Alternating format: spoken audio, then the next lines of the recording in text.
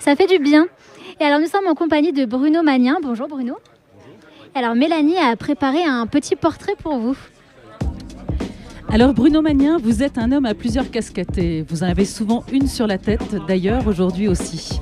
Elles semblent toutes se relier comme avec un point de ralliement, l'être humain, la personne, les gens. Vous êtes photographe, travaillez au Dauphiné. Vous avez aussi mis en place avec Alain Flamand, Chute FM, animateur d'émissions musicales, au moment où les radios indépendantes avaient un potentiel phénoménal. Vous passez aussi votre accompagnateur de moyenne montagne. Vous animez, partagez, faites des photos. L'animation était d'ailleurs le métier qui vous étiez destiné. Vos parents étaient directeurs de centre de vacances SNCF. Alors, vous avez naturellement baigné dans l'animation un petit peu toute votre enfance. Et vous avez d'ailleurs découvert la photographie comme ça lors de stages. Vous avez écrit un topo de rando différent qui s'appelle Promenade curieuse, que vous avez oublié de m'amener d'ailleurs. Une approche de la vallée, un autre angle, des randos patrimoine, toujours avec peu de dénivelé afin que l'accessibilité soit pour tous. Ce goût délicieux de l'écriture partagée est un petit peu difficile parfois parce que l'écriture l'est, mais ça vous titille. D'avoir écrit ce livre, ça vous donne envie de vous y frotter encore plus à l'écriture justement. Quelques ans auparavant, le Dauphiné vous avait proposé de couvrir le hockey, vous aviez refusé et offert cette possibilité à Philippe Cortet. Il vous renvoie l'ascenseur quelques années plus tard, vous invite à le faire et cette fois, vous êtes prêt. Vous écrivez donc maintenant, quotidiennement, pour le Dauphiné ? Quotidiennement. Oui. Et comme dans tout ce que vous faites, l'angle de vue est toujours un petit peu décalé, le curseur placé autrement, vous cherchez le grain, l'odeur du papier, le vrai, la richesse des humains de cette vallée, cette mosaïque de gens si différents, passionnants, prêts à s'ouvrir et à partager leurs petits grains à eux aussi, tous ces passionnés de toute origine confondue. Sans vous arrêter sur les nombrils à pattes, non, vous vous frottez à plein de talents, à des sportifs, ça c'est une évidence à Chamonix, mais aussi aux autres, aux gens des arts, des peintres, de la culture, des cuisiniers entre autres. Ça vous fascine, ça vous façonne l'œil, ça vous fait appuyer sur le boîtier. Et c'est pas les photos de montagne qui vous intéressent, non, ce sont les personnages qui sont venus vivre ici, les gens, les vrais, les gens dans les photos, ces morceaux d'intimité attrapés au vol ou offerts à cet instant T. Un zoom sur une sensibilité ou une chose presque invisible, frémissante, presque imperceptible. Votre mission, Bruno Magnin, pourrait être ouvrir les gens aux gens, parce que vous êtes un peu un poète de l'œil et des mots, mais je crois que vous ne le savez pas assez. Bonjour Bruno Magnin, nous sommes très heureuses de vous rencontrer aujourd'hui. Merci Mélanie, bonjour. Bravo pour ce portrait. Je ne sais quoi dire. C'est vous, enfin, oui, c'est des morceaux de vous. Ouais. En tout cas, c'est bien vu, on va dire. C'est pas très simple de faire votre portrait d'ailleurs parce que vous avez plein de casquettes quand même. Hein. Je veux dire, vous faites plein de choses différentes, mais elles semblent vraiment liées. Cette recherche de l'humain, là, c'est une quête de vie un peu ou... Ouais, je pense que c'est comme tu l'as dit, hein, j'ai vécu dès mon plus jeune âge avec beaucoup d'humains, moi, avec beaucoup de gens autour de moi. J'ai beaucoup partagé très vite. Et donc c'est vrai que c'est quelque chose qui me poursuit, qui m'obsède même parfois. Ce goût du partage, le goût de la rencontre, le goût des moments. Et c'est vrai que ce soit par mon métier d'accompagnateur que j'ai pratiqué, que je pratique moins aujourd'hui, mais que je continue de pratiquer un petit peu, tant que par mon métier de photographe, c'est vraiment presque un alibi pour aller à la rencontre des gens et puis passer un moment avec eux et pourquoi pas avec la photo le retransmettre aux autres. Et c'est vrai que si seulement je pouvais ouvrir les gens aux autres un petit peu, j'en serais c'est ça qui est heureux. gagné en fait. Je pense. Magnifique. Alors j'aimerais qu'on revienne un petit peu sur un épisode de votre vie, Chute FM, parce que là on est à la radio aujourd'hui. Ouais. C'était quand même... moi, j'étais une petite fille quand Chute FM a commencé et je dois dire que ça me faisait vibrer de voir ce petit mazo posé sur la place du Mont Blanc. Alors c'était quoi Chute FM? Ça s'est passé comment? Au départ, moi je suis pas du tout à la création de Chute FM, hein, c'est Alain Flamand qui a eu cette idée, qui a ramené un peu cette idée du Québec en fait, et qui s'est installé dans un premier temps, c'était au PEC, dans sa maison des PEC. Et donc moi tout de suite j'ai eu envie d'aller vers eux, j'ai proposé mes services, on a fait quelques essais, ça a été plutôt concluant, et donc je me suis beaucoup amusé à faire cette radio pendant les premières années. C'était vraiment quelque chose d'excessivement passionnant avec un fourmillement d'idées. C'était comme tu le dis, le début de la radio libre.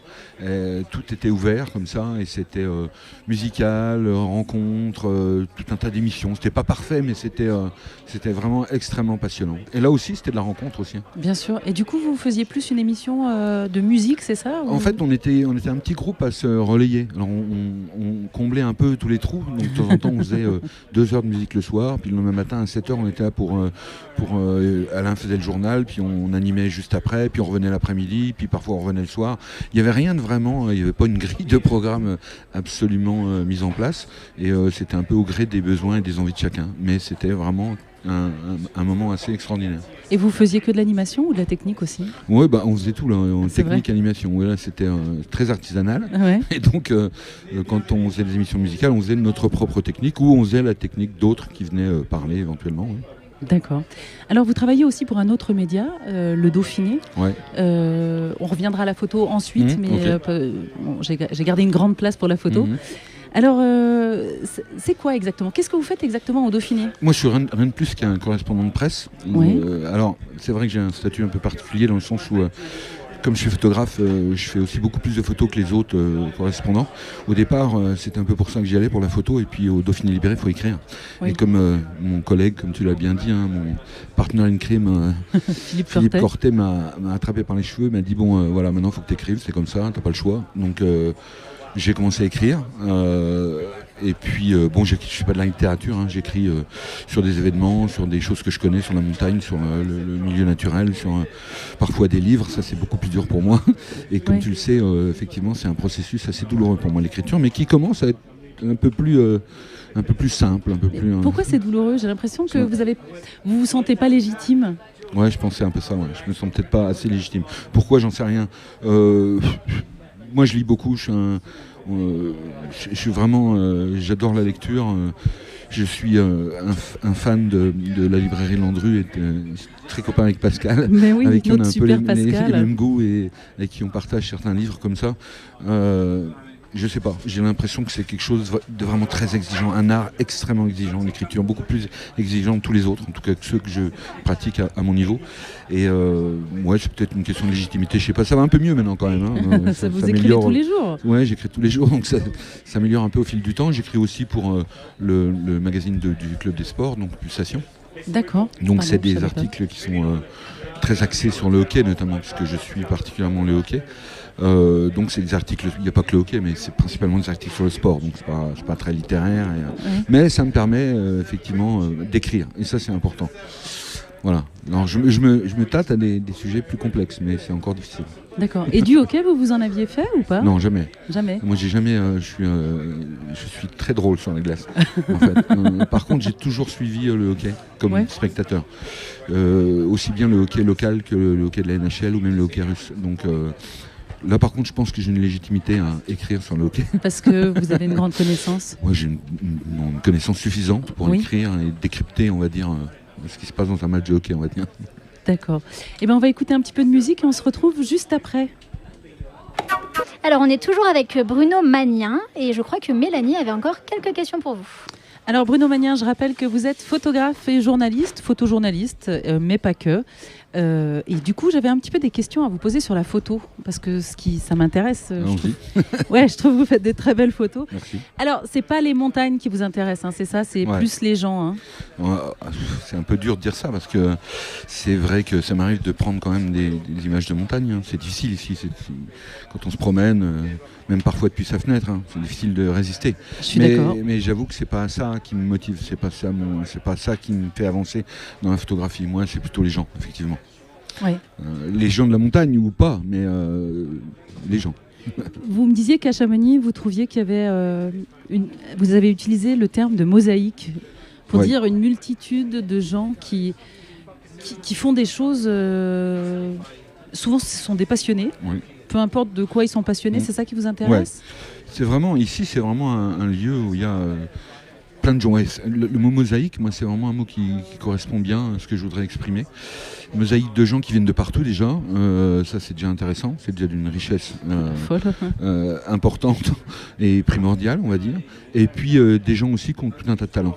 Dans tous les domaines. Dans les domaines du cinéma, de la vidéo, de la photographie, de l'écriture, de l'artisanat, etc., etc. La cuisine aussi. La cuisine, etc. Ouais, il y a toujours... quand on fait quand on travaille un peu pour un journal ici, qu'on cherche des sujets, il y a toujours quelque chose à dire. Il y a toujours un truc assez extraordinaire à trouver. Moi, en travaillant avec le Dauphiné, ça m'a permis de découvrir des personnages assez extraordinaires, en fait, dont je ne soupçonnais pas forcément l'existence, et qui permettent de faire des portraits comme ça, de cette diversité chamoniarde, qui est, à mon avis, l'atout numéro 1 de cette ville. Bien sûr, je suis assez d'accord avec ça.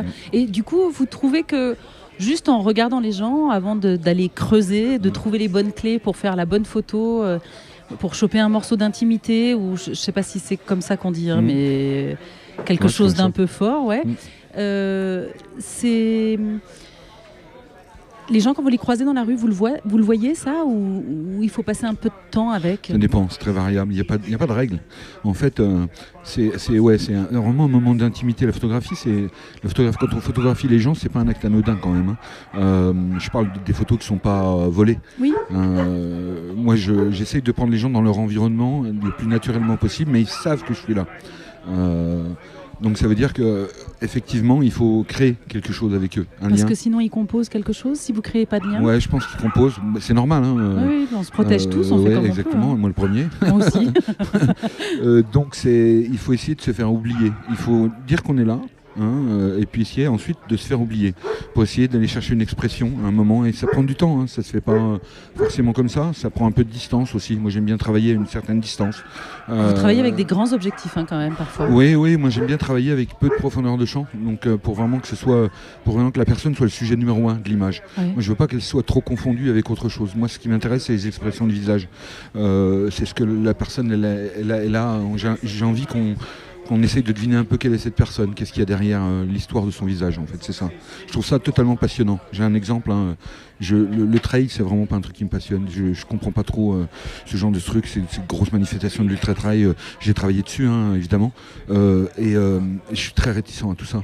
Et pourtant, quand je travaille sur la ligne d'arrivée, moi je me suis attelé à faire des portraits de trailers à l'arrivée. Et là, effectivement, il y a des expressions absolument extraordinaires. Il y a un abandon de dingue quand on arrive à la fin d'un trail, j'imagine. Et même si je ne suis pas fan de tout ce qu'il y a autour de ça, on peut que être un peu pris dans cette réalité de la personne qui va voilà, il y a plus de barrières là, on est vraiment dans c'est sûr, évidemment c'est ultra impressionnant évidemment, et ça me réconcilie un peu avec la chose, cet effort, les gens redeviennent humains quand ils ont franchi cette ligne d'arrivée. Avant, moi je les trouve pas trop humains avant.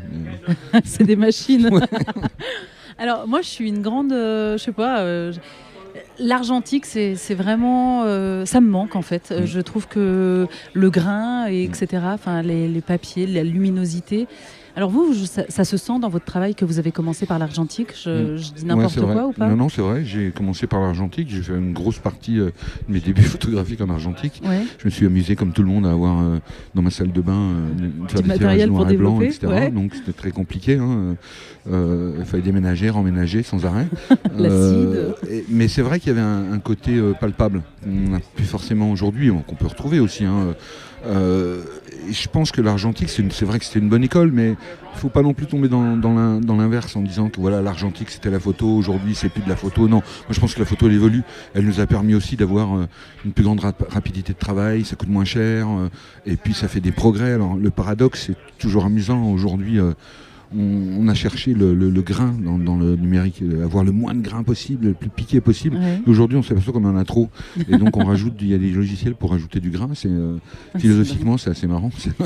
Alors, du coup, maintenant, aujourd'hui, être photographe, c'est aussi être technicien d'ordinateur. Enfin, je veux dire, savoir maîtriser des programmes. Oui, c'est un peu obligatoire. Il faut que la technique, elle disparaisse à un moment. Il faut se concentrer sur le. Moi, j'adore le moment où j'appuie sur le déclencheur. C'est vraiment ça qui me passionne. Après, c'est beaucoup moins passionnant. Mais évidemment, on ne peut pas faire autrement. C'est du développement. Souvent, le mot Photoshop, c'est très négatif maintenant, mais c'est pas forcément négatif, c'est du développement. Quand on tirait une image noir et blanc, on travaillait aussi l'image comme on avait envie de la travailler. Donc c'était le résultat de ce qu'on avait envie de donner. C'est pareil aujourd'hui. Donc c'est simplement, on le fait de manière numérique. Moi, je reste vraiment un passionné du moment, le moment photographique. Je suis un passionné de William Klein qui disait la photographie, ça me donne l'occasion de flâner, de rien faire. C'est une espèce de quelque chose qui me donne l'impression de faire quelque chose alors que je ne fais pas grand-chose. En fait, j'adore ça. C'est vraiment le moment de la rencontre et où le moment où on appuie, où on fait un choix. Après, moi j'ai l'impression que ces photos ne m'appartiennent plus. Oui, vous me disiez ça. Ouais. C'est pour ça que je ne suis pas du tout fan des expositions. Enfin des miennes en tout cas. De celles des autres, ça m'intéresse. J'avais envie de rebondir un peu sur William Klein. C'est lui qui parlait du fourmillement photographique aussi, hein, c'est ça, parce que maintenant on retrouve des photos partout sur les réseaux sociaux, etc. Vous pourriez nous raconter un peu ça là, parce que je crois que vous avez un peu le même point de vue tous les deux. Oui, moi je pense que... Alors, merci. Non, mais en tout cas, vous êtes en accord, bien sûr, évidemment. Oui, je pense que ce sont des gens, c'est quelqu'un qui n'arrête jamais, qui est toujours en train de chercher, d'aller chercher de l'image, d'aller chercher des réponses sûrement, et qui surtout s'est pas bloqué dans une posture un petit peu... voilà, après moi le déluge, comme l'ont fait certains photographes qui aujourd'hui disent maintenant que tout le monde peut faire de la photo, c'est plus vraiment de la photo. Tant mieux si tout le monde peut faire de la photo. Moi ça m'inspire. Moi je vais sur Instagram, je regarde ce que les gens y font, les amateurs comme les professionnels, les bonnes photos comme les mauvaises. Et d'ailleurs la frontière entre une bonne et une mauvaise, c'est quelque chose qui est très personnel. Bien sûr, c'est l'émotion aussi. Je pense que voilà. Et moi ça m'inspire. Et lui ça m'inspire. Et je trouve ça extraordinaire, plus de 80 ans, de continuer à être en phase avec ce qui se passe aujourd'hui et d'aller chercher toujours quelque chose à montrer aux gens. Je trouve ça absolument extraordinaire et c'est pas le cas de tous les photographes, loin de là. Non, ça c'est sûr. Avant de nous quitter, j'aimerais qu'on parle un petit peu de vos actualités. Il y a une actualité, une création en cours, je vais appeler ça comme ça, je ne sais pas si c'est le bon mot. Vous êtes en train de travailler sur un livre sur des guides. Alors, j'aimerais bien que ce soit un livre. Moi j'ai décidé que c'était un livre, ça va être un livre. Que ce soit une expo, encore une fois, je préférais un livre à une expo évidemment. Oui, je travaille depuis longtemps sur des visages de guides de la vallée et j'aimerais les associer à une histoire. Je ne sais pas si c'est moi qui vais l'écrire, parce que comme on l'a dit tout à l'heure, l'écriture c'est encore complexe. C'est encore un peu un processus complexe pour moi. Et je sais pas, là aussi, je ne sais pas si j'en ai la légitimité d'écrire ça. Et j'aimerais que cette photo soit un support pour écouter l'histoire du visage qu'on est en train de regarder. Je ne sais pas du tout si ça sera en noir et blanc, si ça sera en couleur, c'est encore très flou tout ça. Je vais continuer d'ailleurs. C'est dommage pour un photographe quand même. Enfin, ça dépend, il y en a qui ont travaillé très bien le flou. Voilà. Mais c'est. Pardon, je vous écoute. Ce que je veux dire, c'est que c'est un processus qui est toujours en travail. Moi, je change souvent mon fusil d'épaule, comme on dit. Donc je pars dans une direction, puis si ça me plaît pas, je change, je vais dans une autre. Donc là, je suis encore en train de le travailler. J'espère que je vais aboutir dans quelques temps et que ça donnera quelque chose. Ça me tient à cœur parce que si je peux rajouter quelque chose, c'est le guide de Chamonix, donc je ne fais pas partie comme accompagnateur. Moi, je suis indépendant parce que moi, je suis quelqu'un indépendant, qui est très indépendant. Mais par contre, ils ont été à l'origine de la montagne pour moi, parce que mon père en faisait travailler. Et quand j'étais gamin, je partais avec eux des guides de Chamonix comme Jean Carrier, comme Humbert Ravanel, etc. Tous ces gens-là, c'est des gens qui m'ont ouvert à la montagne. Donc c'est peut-être une forme d'hommage aussi pour moi. Magnifique. Et vous avez une autre actualité, c'est-à-dire qu'en ce moment, vous avez des photos qui sont exposées à la Maison du Patrimoine. Vous pouvez nous en parler un petit peu de l'expo, vous qui adorez ça? Oui, alors on est plusieurs, il y a plein de photographes. Il y a Quentin Iglesias qu'on avait reçu. On est tout un tas. On est 7 ou 8 ou une dizaine de photographes, je crois. L'idée, c'est de confronter un peu les points de vue historiques de la vallée de Chamonix, photographiquement, avec ce qu'on montre maintenant. Donc c'est quelque chose d'intéressant, c'est une espèce d'évolution.